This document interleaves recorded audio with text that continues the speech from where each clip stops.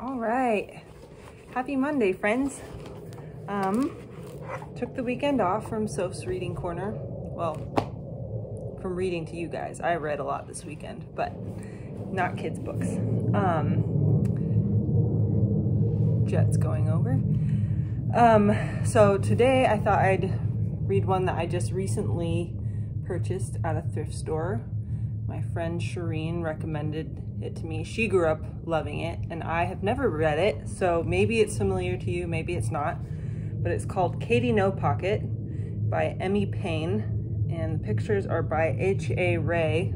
You might recognize him as the illustrator who did the Curious George books. So, with no further ado, here we go. Katy No Pocket.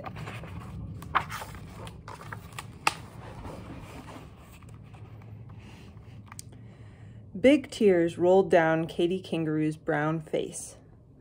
Poor Katy was crying because she didn't have a pocket like other mother kangaroos. Freddie was Katy Kangaroo's little boy, and he needed a pocket to ride in. All grown-up kangaroos take awfully long big hops, and little kangaroos, like Freddie, get left far behind unless their mothers have nice pockets to carry them in. And poor Katy didn't have any pocket at all.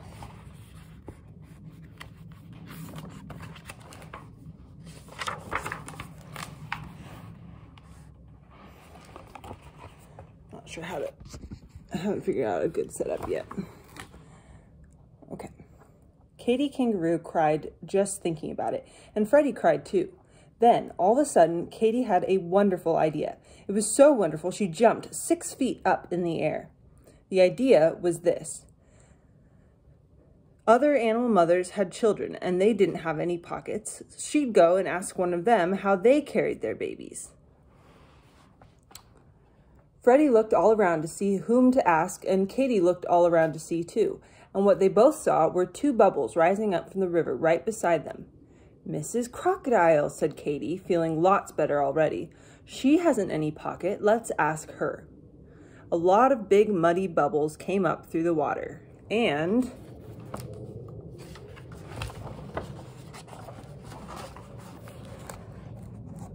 then Mrs. Crocodile stuck her head up and opened her enormous mouth and smiled. "Why, Katy Kangaroo, what can I do for you today?" "Please, Mrs. Crocodile, I'm so sad," said Katy. "I have no pocket, and Freddie has to walk wherever we go, and he gets so tired. Oh dear, oh dear." And she started to cry again. The crocodile began to cry too, and then she said, But what can I do?" "You can tell me how to carry Freddie," said Katy. "How do you carry little Catherine Crocodile? Oh, do please tell me." "Why, I carry her on my back, of course," said Mrs. Crocodile. She was so surprised that anyone shouldn't know that she forgot to cry anymore. And there she is carrying little Catherine Crocodile.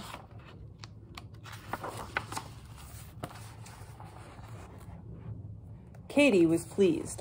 She said, "Thank you." And as soon as she got to good squatting down place, she squatted and said, "Now, Freddie, climb on my back. After this, it will be so simple, no trouble at all." But it wasn't simple. In the first place, Freddie could not crawl up onto her back because his knees stuck out. He couldn't hang on because his front legs were too short. And when he did manage to hang on for a few minutes, and Katy gave a long hop, he fell off. Bump, bang, with a terrific thump. So Katy saw that she couldn't carry her baby on her back.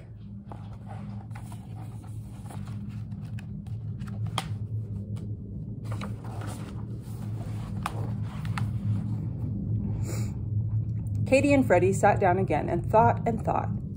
"I know, I'll ask Mrs. Monkey. I'm sure she can help me." So Katy and Freddie set off for the forest, and very soon they found Mrs. Monkey. She had her young son, Jocko, with her, and Katy Kangaroo hurried so to catch up with them that she was almost out of breath. But finally she managed to squeak, "Please, Mrs. Monkey, how do you carry Jocko?" "Why, in my arms, of course," said Mrs. Monkey. How else would any sensible animal carry anything? And she whisked away through the trees.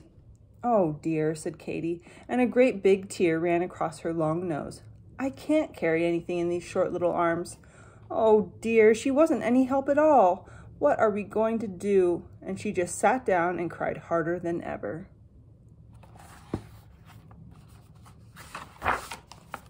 Poor Freddie. He hated to see his mother cry, so he put his paw to his head and he thought and thought and thought. What about the lion? He asked when Katy stopped crying a little. They don't carry their children. The poor things walk just the way you do, said Katy. There's birds, said Freddie. How do they carry their babies? Birds, said Katy. The mother birds push their children out of the nest and they squawk and shriek and flap their wings about it.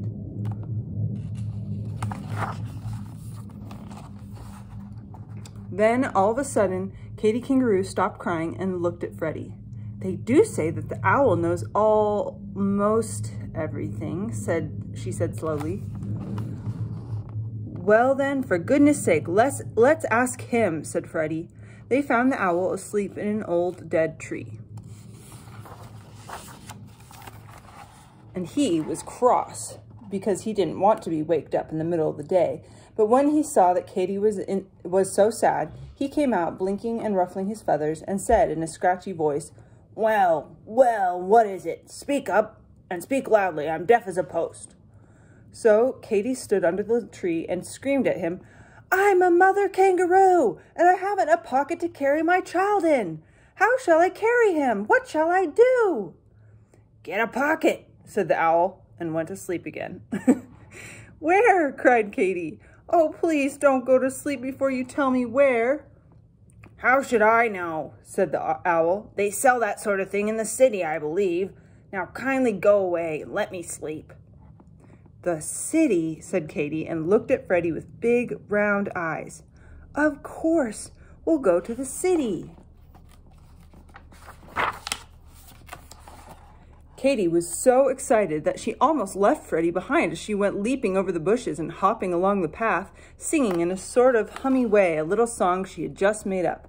Hippity-hoppity, flippity-floppity, wasn't it a pity I didn't know it was to the city I should go. She hopped so fast that Freddie could hardly keep up, but at last they left the woods behind and came to the city.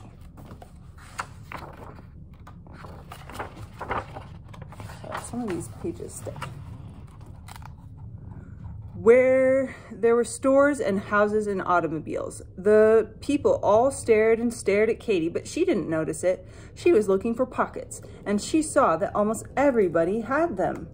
And then, all at once, she saw, she could hardly believe it, a man who seemed to be all pockets. He was simply covered with pockets.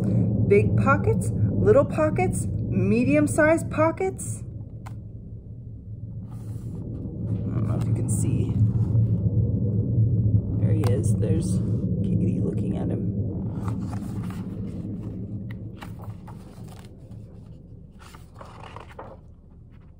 Sorry guys, struggling with the pages today.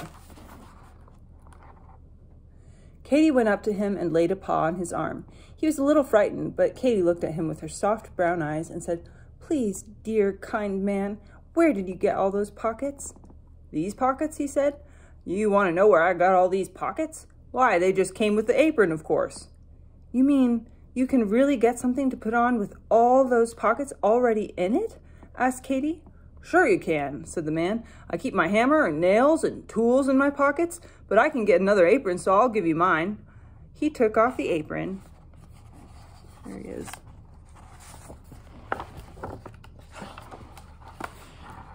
And dumped it upside down. Out fell a saw, wrench, nails, a hammer, a drill, and lots of other tools.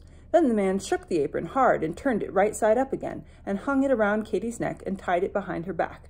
Katy was so pleased and excited and happy that she couldn't speak. She just stood still and looked down at the pockets and smiled and smiled and smiled. By this time, a big crowd had gathered to see what Katy Kangaroo was doing. When they saw how pleased she was, they all smiled too.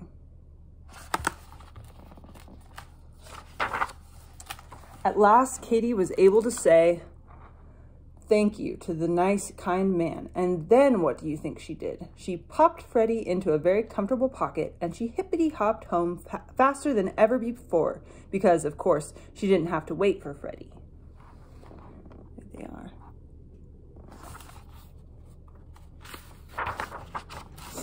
And when she got home, what do you think she did?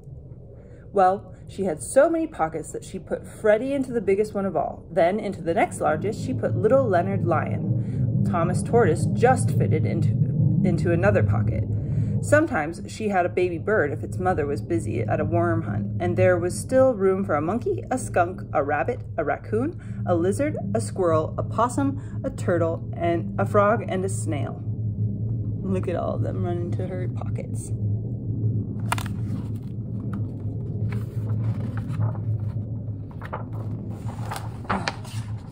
Struggling.